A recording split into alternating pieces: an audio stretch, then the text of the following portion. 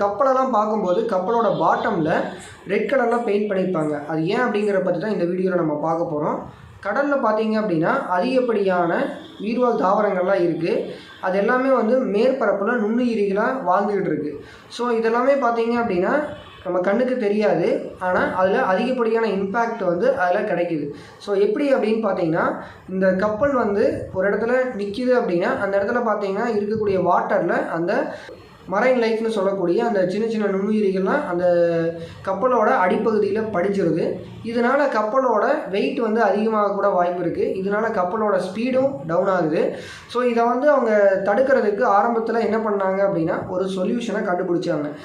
இந்த மாதிரி படியக்கூடிய மரைன் லைஃப்பெல்லாம் அவங்க அவாய்ட் பண்ணுறதுக்கு பயோசைடு அப்படின்னு சொல்லிட்டு ஒரு கோட்டிங்கை அப்ளை பண்ணுறாங்க. அந்த கோட்டிங் காப்பரால் உருவாக்கப்பட்டிருக்கு.